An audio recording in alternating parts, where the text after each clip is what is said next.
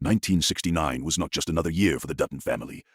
It was the year everything began to change. The ranch stood strong on the outside, vast and powerful. But inside, pressure was building from every direction. Land developers were circling like vultures. Government authorities were tightening control, and rival families were no longer afraid to challenge the Dutton name. For decades, the ranch had been protected by loyalty, fear, and sacrifice. But now, those old methods were starting to crack under a modern world that refused to play by the same rules. At the center of it all stands the Dutton patriarch, older, tougher, and more haunted than ever. He knows the land is more than property. It is blood, history, and identity. But holding on to it is becoming a war he might not be able to win alone. Every decision he makes carries weight, not just for himself, but for generations to come. And the burden of leadership is slowly carving scars deeper than any physical wound. Meanwhile, the younger Duttons are beginning to see the ranch differently. To them, 1969 is a time of change across the country. Protests, rebellion, new ideas. They question the violent traditions that built their empire. They wonder if survival must always come at the cost of humanity. This generational divide creates a silent tension inside the family, one that grows sharper with every confrontation. Loyalty is no longer automatic, it must be chosen, but external threats are rising faster than internal ones. Wealthy corporations want the land for oil, highways, and expansion. Politicians see opportunity in breaking the Dutton stronghold. Deals are offered behind closed doors, some legal, some dangerously illegal. The ranch is no longer just being attacked with guns, it's being attacked with contracts, laws, and betrayal. And betrayal cuts the deepest. Old allies begin to shift sides when money and power enter the picture. Friends who once rode beside the Duttons now question whether standing with them is worth the cost. Trust becomes a rare currency. Every handshake feels like a gamble. Every promise sounds like a lie waiting to happen. As tension builds, violence once again becomes unavoidable. The Duttons know one truth better than anyone. When words fail, force follows. But this time, the fights feel different, more desperate, more personal, because this is not just about defending land anymore. It's about defending a legacy that may already be slipping through their fingers. The first look at Yellowstone, 1969, makes one thing clear. This chapter is not about glory. It's about survival in a world that is evolving faster than the Duttons can control.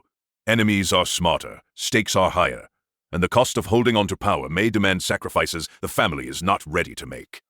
Because in 1969, as the pressure around the ranch intensifies, the emotional cracks inside the Dutton family begin to widen into dangerous fractures. What once felt like unbreakable unity now feels like a fragile alliance, held together by history rather than trust.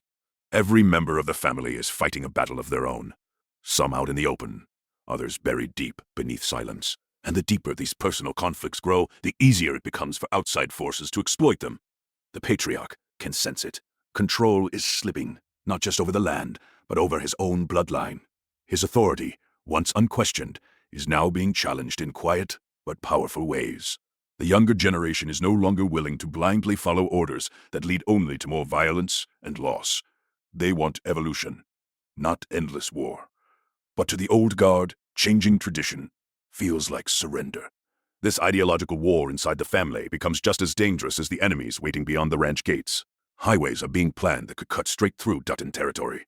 Oil companies are conducting surveys suspiciously close to their borders.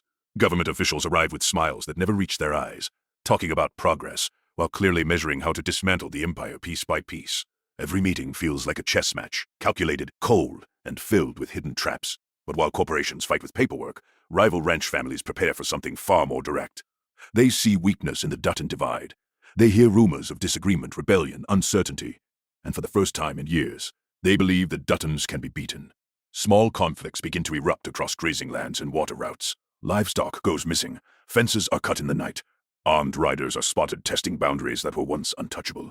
Each incident sends a message. The Dutton grip is loosening. Inside the ranch, paranoia starts to spread. The family no longer knows if threats are coming only from the outside or from within. Loyalties are questioned. Private conversations turn into confrontations. Long-buried resentments finally surface. Sacrifices that went unappreciated. Orders that led to tragedy. Expectations that crushed personal dreams. And in the middle of it all stands the ranch itself. Silent, vast, and heavy with history. It has witnessed every victory and every sin committed in its defense. But now, for the first time, it feels vulnerable.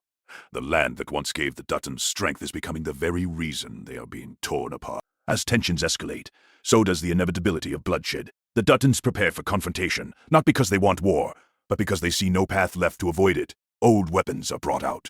Old alliances are revisited. Strategies once used by previous generations are dusted off for a modern battlefield that looks very different from the past. But the most chilling realization is this: their enemies are no longer afraid of them. And when fear disappears, war becomes unavoidable. Section 2 of this story deepens the suspense by showing that the greatest danger to the Dutton legacy may not be the corporations, the politicians, or the rival ranchers. It may be the growing division within the family itself. Because if the Duttons cannot stand together in 1969, they will fall separately. Sec 3, SECN 3. By the time the storm finally breaks, it doesn't arrive quietly.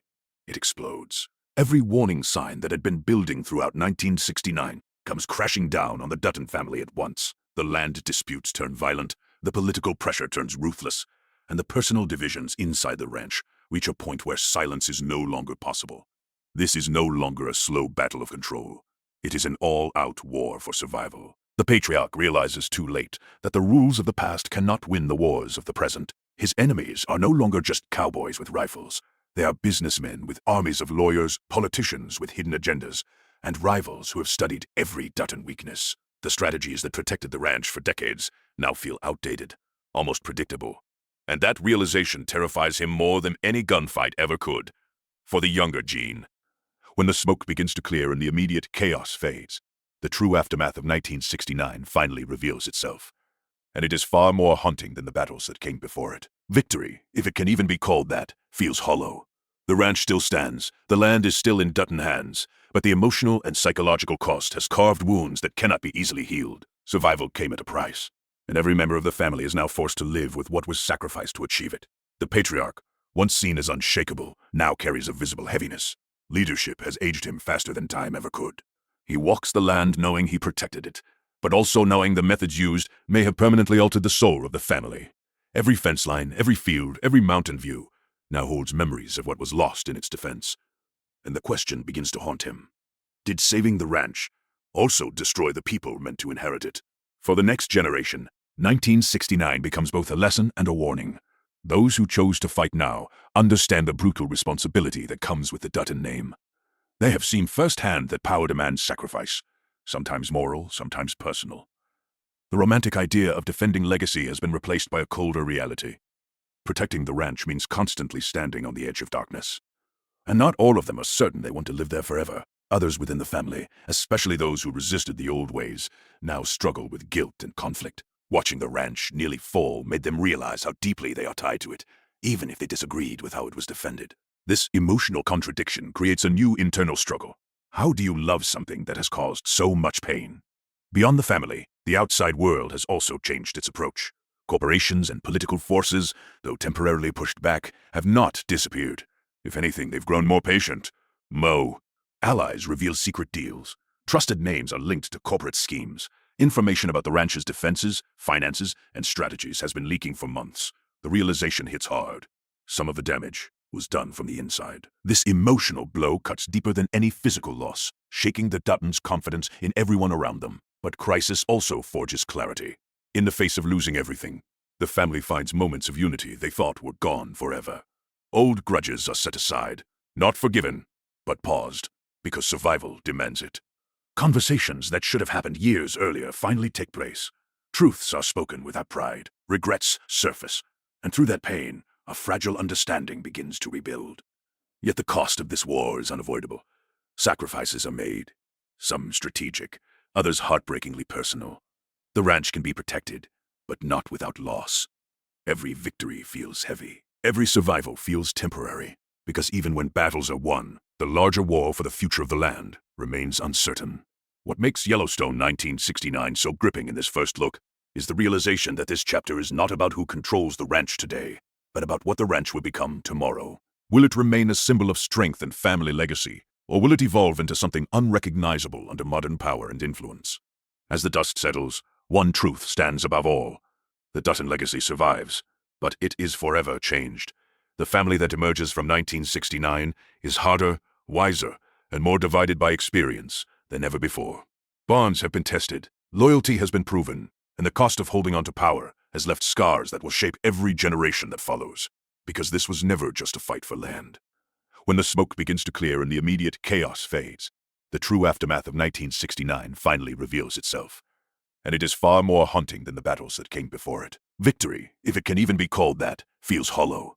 The ranch still stands, the land is still in Dutton hands, but the emotional and psychological cost has carved wounds that cannot be easily healed. Survival came at a price, and every member of the family is now forced to live with what was sacrificed to achieve it. The patriarch, once seen as unshakable, now carries a visible heaviness. Leadership has aged him faster than time ever could.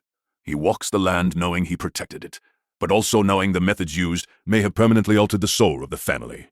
Every fence line, every field, every mountain view now holds memories of what was lost in its defense. And the question begins to haunt him. Did saving the ranch also destroy the people meant to inherit it? For the next generation, 1969 becomes both a lesson and a warning. Those who chose to fight now understand the brutal responsibility that comes with the Dutton name.